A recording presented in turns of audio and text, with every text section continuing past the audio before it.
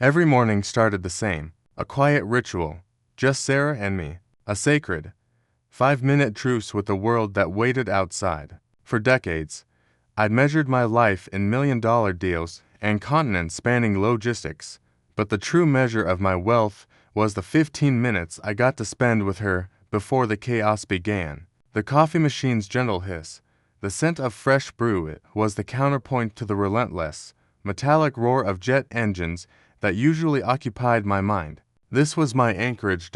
We rarely talked about business here. The world of 62 airports, of thousands of employees, of endless regulatory battles and high-stakes infrastructure negotiations, that was the mark that existed outside this kitchen. Here, I was simply her husband. Sarah knew the demands of my world, of course. She understood the weight of the enterprise I'd built from nothing, the scale of the operations I commanded. But she respected this space. She knew that the man who moved billions of dollars of freight and controlled the landing rights for entire fleets needed a small, stable patch of ground to call his own. She, on the other hand, was an oasis of genuine kindness. Her work involved mentoring young entrepreneurs, guiding them through the pitfalls of starting a business. It was fulfilling, focused, and utterly free of the kind of aggressive ego that polluted my own professional sphere. That morning, she was wearing a new white silk blouse, crisp, immaculate, a testament to her meticulous nature. She was checking her bag, ensuring she had her proposal notes, her phone, and the little tin of homemade shortbread she kept for emergency sugar rushes. I remember looking up from the tablet, which contained the preliminary report for a new terminal expansion in Southeast Asia.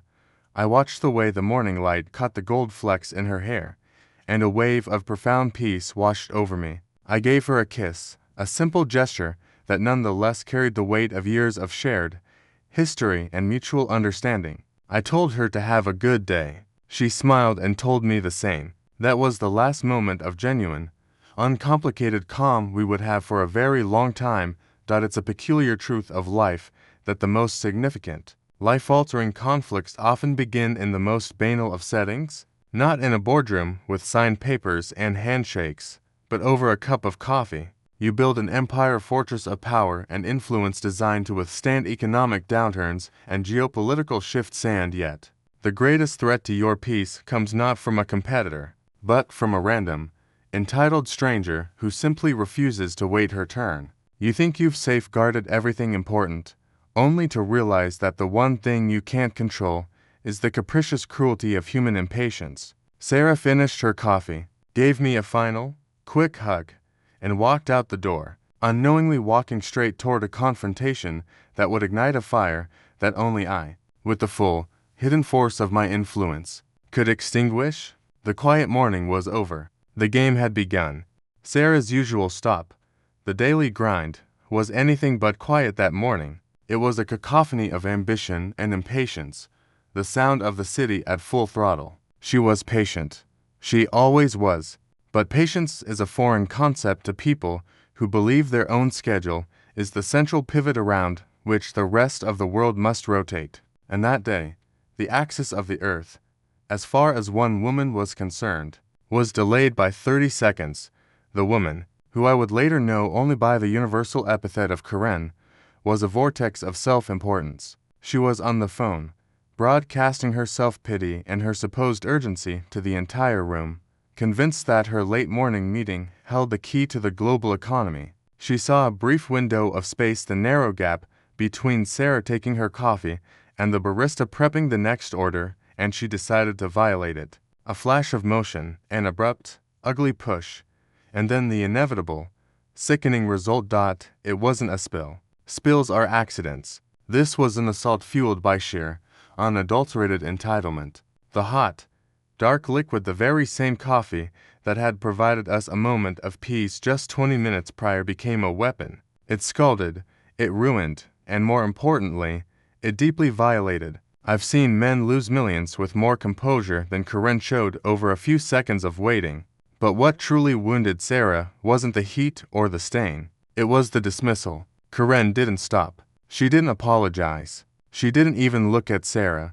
She merely muttered something about clumsy idiots and hurried out. leaving my wife standing there drenched, humiliated, and utterly alone in a room full of people who immediately looked away, eager to avoid involvement. That crisp, white silk blouse, a symbol of her careful order and grace, was now irrevocably marred. It was a physical manifestation of the insult. When Sarah finally retreated to the relative privacy of the restroom, she wasn't just scrubbing a coffee stain. She was trying to wash away the feeling of being rendered invisible, of being a necessary casualty in someone else's arrogant rush. The call came to my private line during a sensitive video conference with the board of one of our European holdings. My phone buzzed with her name, and I instinctively knew something was wrong. Her voice, when she spoke, was barely a whisper, not in pain, but in sheer bewilderment. "Mark," she choked out.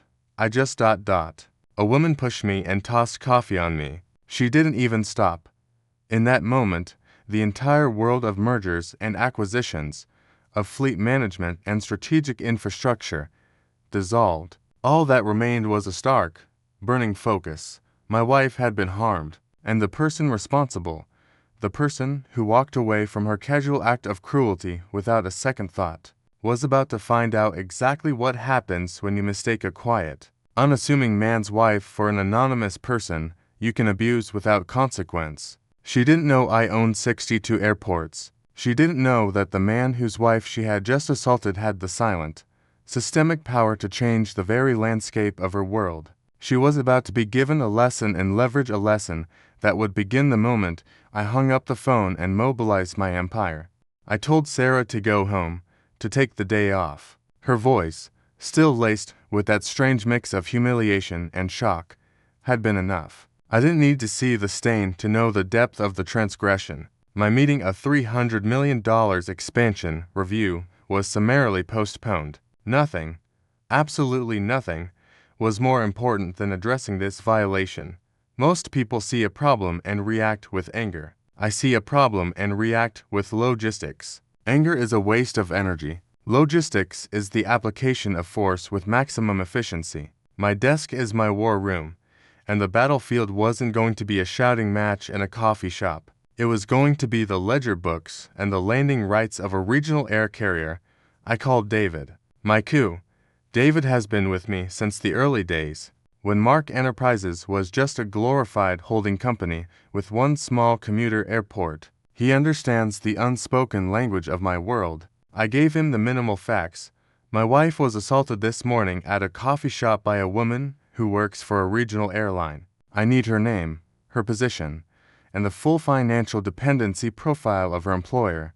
Now, there was no need for threats or explanations. David simply responded, "Understood. Mark, I'll have the file on your secure server in 10 minutes.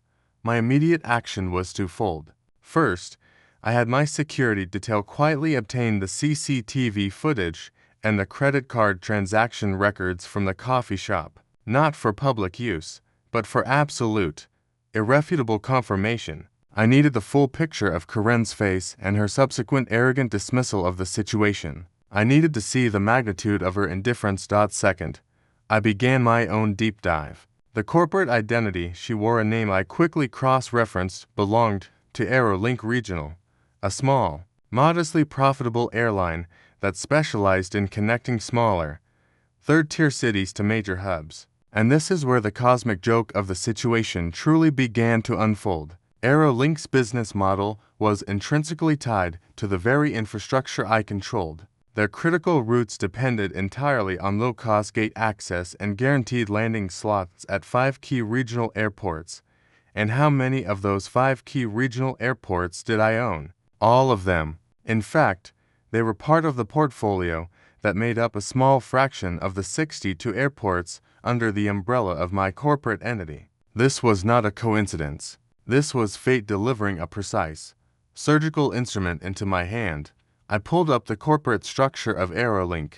Their CEO, a man named Mr. Thompson, was a typical mid-level executive focused on quarterly gains and pleasing shareholders. I noted that Karen, the perpetrator, was a mid-level manager in their scheduling department, a position of surprising, yet contained, influence. She was small enough to be replaceable, but her department was critical enough that a disruption there would cause immediate and painful chaos. I didn't want her fired.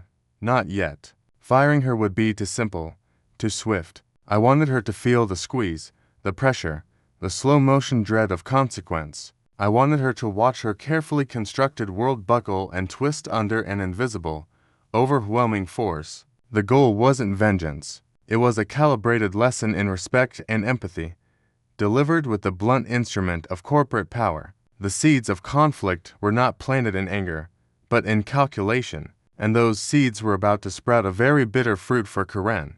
Meanwhile, Karen, back at the cramped headquarters of Aerolink, was enjoying her post-confrontation buzz, the fleeting, hollow satisfaction of having won a minor skirmish against a stranger. She was probably regaling her colleagues with a carefully sanitized version of the story, casting herself as the hero of punctuality. She had no idea that her small act of aggression had triggered a process that was already dismantling the operational stability of her entire company. My instructions to David were meticulously precise. Initiate Phase 1. Review of existing contracts with Aerolink. Focus on the renewal clauses for landing rights at the 5 key hubs. Specifically, cite unforeseen logistical and security concerns that necessitate a temporary reduction in their guaranteed slot availability. No mention of Sarah. No mention of coffee. The language was purely corporate, impenetrable, and utterly devastating. We weren't demanding anything. We were simply adhering to the strict letter of the law. My law. The initial ripples hit Aerolink's scheduling department, Karen's department first. Suddenly, the meticulously planned schedules for the next month became impossible. Date access at key airports was reduced, forcing flight delays and reroutes that cost the airline money and, more importantly, customer trust. Landing fees, based on a decades-old favorable agreement, were temporarily reassessed due to new infrastructure costs. The difference was negligible to my own corporation, but to the thin margins of Aerolink, it was an immediate, staggering loss. Karen, sitting at her desk, saw the paper trail of this burgeoning crisis. She saw the urgent internal emails referencing airport codes that were suddenly off-limits. She saw the panic texts from pilots and ground crews scrambling to find new slots. She just didn't connect the dots. She assumed it was a bureaucratic snafu, a system error, an act of God. She complained about the inefficiency, failing to see that the inefficiency was not random, but perfectly targeted. She was witnessing the power of leverage. I hadn't raised my voice, hadn't sent a single angry email, hadn't even shown my face. I had simply turned a few corporate knobs, and the pressure was now mounting directly on her department, on her company, on her life. She was an insignificant cog, and I was subtly applying a wrench to the entire machine.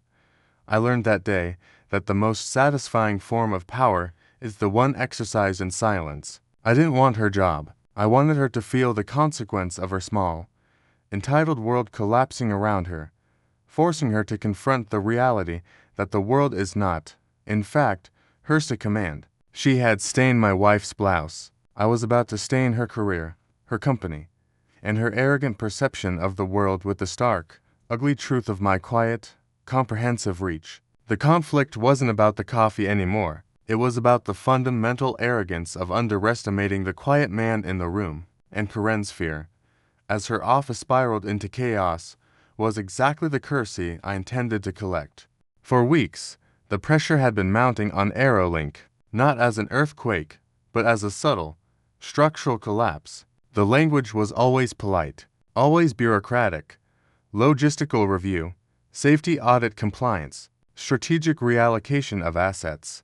No one at Aerolink suspected a man named Mark, whose wife wore a stained silk blouse, was the architect of their sudden, crippling misfortune. They just knew their operating costs had skyrocketed, their schedules were in ruin, and their CEO, Mr. Thompson, was rapidly running out of excuses for the shareholders. This morning, it was time to move the leverage from economic pressure to direct, personal consequence. I convened my inner circle, my head of legal, my chief financial officer, and my chief liaison for airport operations. They were used in negotiating multi-billion-dollar infrastructure deals. But today's agenda, delivered with the same gravity, was simply, Karen.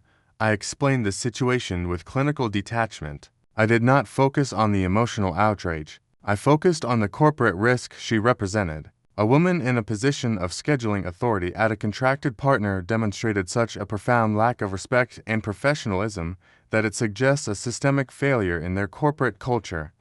I stated, if they can't manage basic civil conduct in a coffee shop, how can we trust them with critical infrastructure logistics? It was a perfect, corporate justification. My team understood. When the boss speaks of systemic failure at a partner level, the only correct response is immediate, comprehensive action. We began the formal process of reviewing AeroLink's standing with our network. We owned not just the physical space they used, but the crucial services, the fuel farm contracts, the baggage handling services, the ground transportation links. The ability to increase the cost or simply slow down the service of any one of those necessities gave me the power of life and death over their flight schedules. David's team had confirmed that Karen was now directly involved in trying to troubleshoot the inexplicable logistical bottlenecks. Every urgent email she opened, every frantic phone call she took, was a direct result of her own 5-second act of cruelty.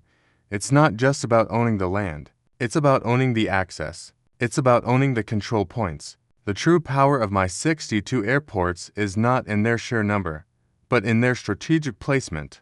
They form a critical network, and by constricting just a few key arteries, I could send the entire organism into shock. We weren't canceling contracts. We were merely enforcing the fine print that exists solely for moments like this. When a partner proves themselves unworthy of trust, the order was given, prepare the final notice. A formal, legal letter to AeroLink's CEO, detailing the unacceptable degradation of corporate relationship standards, and stating that, due to these unforeseen and escalating risks, their primary access agreements at the 5 airports would not be renewed under current terms. This was not a negotiation tactic. It was a hammer blow, and Karen, completely unaware that her coffee shop victim was the man who signed the letter, was about to face the reckoning she never saw coming.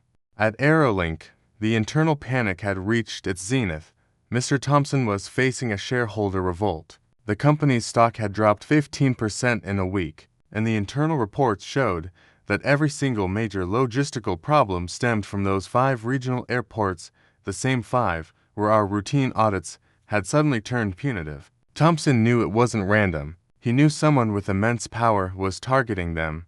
But why? He had Karen in his office because, on paper, she was responsible for the scheduling department that was currently failing to manage the disruption. He saw her as an employee to be yelled at, a scapegoat to be utilized. He threw the final notice, the corporate death sentence, onto his desk. I can only imagine the contents. Sterile language detailing the non-renewal of agreements worth hundreds of millions of dollars in annual revenue. Karen, however, saw only the papers. She saw the logos, the names of the airports, the sterile, incomprehensible threat. She didn't see the connection. She still saw Mark's corporation as a vast, impersonal entity, not the personal weapon wielded by the husband of the woman she had abused. This is the crucial moment in the escalation of conflict, when the localized, human transgression is formally translated into a massive, corporate catastrophe. Thompson began to scream not about the gate assignments, but about the vague reference to corporate relationship standards. This small, almost throwaway line was the only clue. It was the only part of the letter that didn't make clear logistical sense, and in his frenzy, trying to rationalize the inexplicable destruction of his company, he remembered the gossip. He remembered the anecdote Karen had smugly shared in the break room the week before about shoving a slow, clumsy woman and throwing coffee on her. He stopped yelling about logistics and fixed his gaze on Karen. He asked the fatal question, the single thread that connected the entire, invisible web. You, tell me about the coffee. Tell me about the woman you accosted last week in the city. What was her name? Who was she? In that moment, Karen's smugness dissolved. Her stress turned to abject horror. She stammered. She denied. She tried to minimize, but it was too late. Thompson, driven by the panic of a collapsing empire, put the pieces together. The woman was an entrepreneur, a type of person who ran in sophisticated circles. The husband, the realization that the woman whose blouse she had stained was married to the man who owned the very infrastructure their company relied upon must have hit her with the force of a physical blow. The scale of the power was incomprehensible to her petty worldview. She hadn't bumped into a fellow commuter. She had shoved aside the wife of a titan, and that titan, with quiet precision, was now dismantling her entire livelihood. The unveiling of power was complete. Karen was no longer dealing with a stained shirt. She was dealing with the systemic failure of an entire airline, and she was the cause. Her humiliation was about to become total.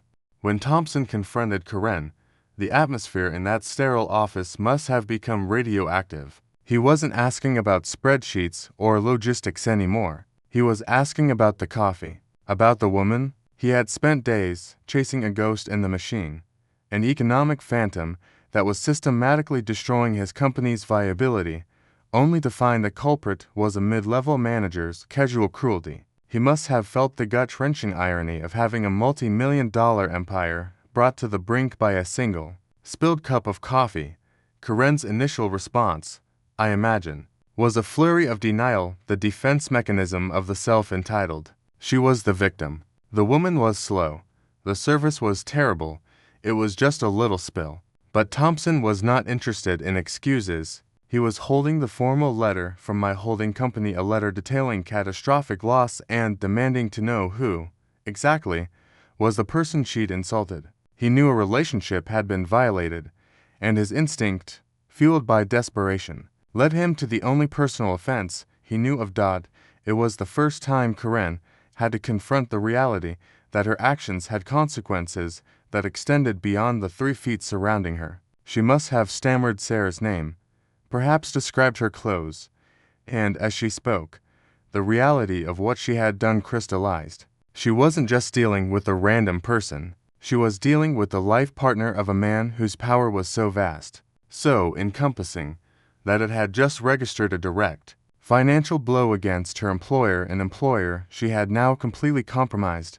She had to confront the horrific truth. The clumsy idiot she had dismissed was married to the man who owned the airports. The very runways and gates that were the lifeblood of Aerolink were literally under the control of the man whose wife she'd assaulted. It's a staggering realization, a moment of profound, cold clarity. She had not only lost a battle of manners, she had fundamentally misjudged the power structure of the entire city. She had thrown coffee on a queen, and now the king was burning her village to the ground. In that moment, Thompson's fury shifted from corporate loss to personal disgust. He realized that Karen's toxic entitlement was not just annoying. It was a security risk, a liability that had cost him his entire year's profit projections and potentially his career. The confrontation was not a termination meeting. It was an interrogation of her character, a systemic removal of her entire self-perception. The entitlement was burned away, leaving behind only raw, exposed fear. She had to acknowledge that the systemic collapse of her company was her fault, and her fault alone. Karen's time at Aerolink ended exactly as I knew it would, swiftly and humiliatingly. Thompson didn't need my demand. He needed a culprit. She was removed not just from her position, but from the building, a lesson in corporate liability. But her humiliation was not yet complete. The systemic consequences, the job loss, the reputation damage were my doing. The final, essential step of her education had to be personal. She had to face Sarah. The doorbell rang late that afternoon. I already knew who it was. My security detail, discreetly monitoring the situation, had confirmed the destination of the newly unemployed former manager. I stood back, allowing Sarah to open the door, allowing her to witness the result of the quiet chaos I had unleashed. The woman standing there was unrecognizable. The venom was gone, replaced by a desperate, palpable fear. She held the flowers, a ridiculous, theatrical gesture of atonement, and began to stammer an apology. She didn't just apologize for the coffee. She apologized for the shove, for the disrespect, for the lack of decency. She spoke of her job, of the consequences, connecting the dots not just for Sarah, but for herself. She was confessing the precise nature of her failure in character. But the crucial moment was when her eyes lifted past Sarah's shoulder and met mine. I stood in the deep shadow of the hallway, a silent, implacable witness. I said nothing. My expression was perfectly neutral, no rage, no smugness, just the quiet, unmoving presence of a man who makes good on his promises. In that glance, Karen saw not the customer of a coffee shop, but the unseen force that commanded the skies. She saw the man who controlled 62 airports, and she understood that the crisis wasn't random, but directed. She finally comprehended the magnitude of the power she had so carelessly provoked. It was a moment of profound, wordless clarity. Her shame was complete, her lesson learned. She had seen the iceberg only after her ship had struck it. Sarah, naturally, accepted the apology. My wife is kind, but she is not naive. She understood the weight of the moment, that this was not just a sincere apology, but a tribute of utter submission delivered by a woman who had finally learned the hard lesson. You never know who you are dealing with. The vengeance was not in the words or the flowers, but in the total, systemic collapse of Karen's arrogant world. And with that, the circle was closed. The matter of the stained blouse was settled. Sarah accepted the flowers, and more importantly, she accepted the apology. My wife is inherently kind, and while the initial humiliation had been sharp, she doesn't harbor resentment. She understood that Karen's performance at the door was less about genuine repentance and more about the raw, exposed fear of a broken world, but that didn't diminish the utility of the act. The point had never been to destroy Karen, but to force her into a state of profound self-reflection, to make her truly accountable for the violence of her casual arrogance. After she left, Sarah looked at me, a deep, searching look that communicated volumes. She didn't need to ask why or how. She knew the depth of my connections, the scale of the world I managed, the quiet, hidden power of those 62 airports, and she knew that, when her peace was violated, I would not resort to a shouting match. I would resort to leverage. I would bring the full, unyielding force of my corporate infrastructure to bear, not for revenge, but for the restoration of order and respect. We sat together in the quiet of our living room. I explained the logistics to her, the subtle application of pressure, the corporate notice, the inevitable failure of Aerolink's CEO to rationalize an attack he couldn't see. She listened, her expression moving from mild shock to a profound, quiet gratitude. She knew that my world, vast and often ruthless, existed primarily to protect the small, cherished world we shared. The incident had stained her blouse, but my response had stained Karen's entire professional trajectory. And that was the necessary symmetry. You cannot move through life treating people as obstacles to be shoved aside. You cannot weaponize your own impatience against a stranger and expect the universe to simply ignore the transgression. My lesson to Karen was a lesson in physics. Every action has an equal and opposite reaction, and when the action is fueled by entitlement, the reaction, when delivered by a man who controls critical global infrastructure, will be comprehensive. We didn't gloat. There was no victory party. The justice was entirely internal, the satisfying knowledge that the world had been rebalanced. Karen was fired not because I demanded it, but because her actions made her a financial and security risk to her company. She had taught her CEO a very painful lesson about the hidden costs of hiring people without character, and in the complex, interconnected corporate landscape, that lesson would follow her far longer than the stain lasted on Sarah's silk blouse. Life returned to its familiar rhythm, the smell of coffee in the morning, the quiet conversations, the routine. For Sarah, the memory of the coffee shop faded into a bizarre, unfortunate anecdote. For Karen, the incident would forever be the definitive pivot point, the moment she learned that the world's most powerful people often do not seek attention. They simply possess control. Karen and her former airline eventually sorted out their schedules, but the favorable terms they once enjoyed with my holdings were permanently gone. They now operate on a significantly reduced margin, paying full market price for access, a perpetual tax on arrogance. It was a cost measured in millions, paid out over years. all because of an inability to wait 30 seconds. My goal was never financial ruin for the airline, only the complete, undeniable demonstration of consequence for the individual. The message was meant to be loud, even if it was delivered in a whisper. Kindness is the cheapest currency on earth. Entitlement is the most expensive. When you approach the world with aggression, you invite the universe's full, impartial response.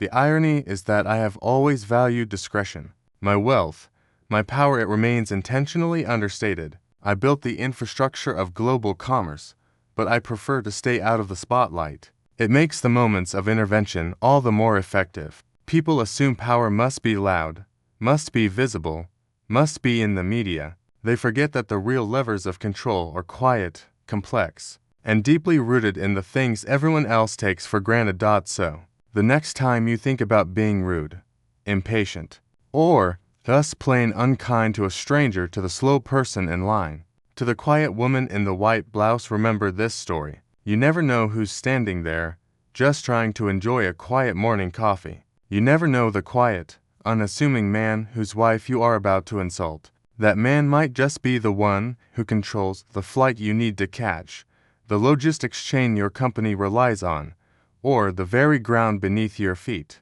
The world is smaller, and its unseen connections are far more potent than any arrogant soul could ever imagine. And sometimes, the ultimate lesson is delivered not by a raised voice, but by a simple, non-renewal clause signed by the owner of 60 airports.